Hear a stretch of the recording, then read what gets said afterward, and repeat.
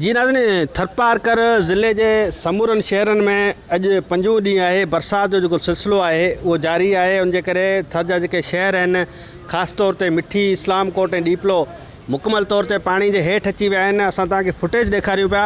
मिठी शहर जी सराण जेका कॉलोनी आहे उहा उनमें जेका से 100 जे तइदाद में उते घर जेके मौजूदु आहिनि उहा मुकमल तौर ते सराण कॉलोनी ॿुॾी वई आहे। उनजे करे उन्हनि जा जेके रहवासी आहिनि उहे उन्हनि खे इंतिज़ामिया अञा ताईं महफ़ूज़ हंधनि ॾांहुं मुंतक़िल त नाहे कयो, पर घर ॿुॾी वञण करे उन्हनि जा जेके रहवासी आहिनि उहे छितनि ते चढ़ी विया आहिनि। जेकॾहिं तव्हां फुटेज ॾिसो पिया त हीअ मिठी शहर जी सराण कॉलोनी जा आहिनि। जेके समूरा जेके घर आहिनि उहे ॿुॾी विया आहिनि। इन्हनि घरनि अंदरि जेका पाणी आहे उहो दाख़िल थी वियो आहे ऐं समूरनि घरनि जी जेके छितनि ते जेके रहवासी आहिनि उहे उते नज़र अचनि था असांखे। मिठी शहर जा जेकॾहिं ॿिया जेके मौला ॾिसंदासीं त उन्हनि में जेका तमामु घणो पाणी अची वियो आहे ऐं मिठी शहर जी जेका सूरत हाल आहे उहा इंतिहा ख़राबु आहे। इंतिज़ामिया हिन वक़्तु ताईं अञा ग़ाइबु आहे। पब्लिक हेल्थ खाते जो जेको ज़िले इंचार्ज आहे जवाहरलाल उहे किथे नज़र नथो अचे। ईअं जेकॾहिं असां इस्लाम कोट जी ॻाल्हि कंदासीं त इस्लाम कोट जा मुख़्तलिफ़ जेके पाड़ा आहिनि उहे पाणी हेठि अची विया आहिनि। लोहार पाड़ो मुकमल तौर ते ॿुॾी चुको आहे।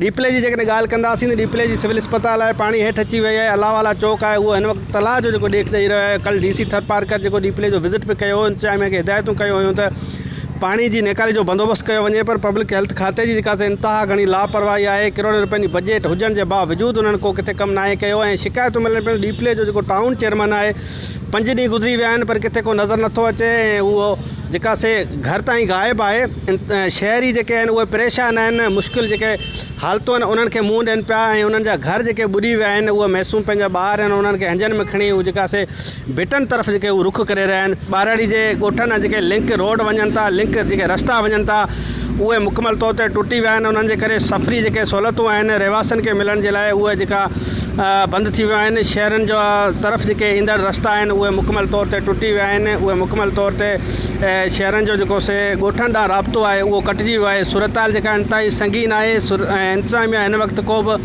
जोगा उपाउ न आहिनि वरिता त जीअं इम्कानी तौर ते बरसाति अचे पई त उनखे मुंहुं कीन ॾिजे।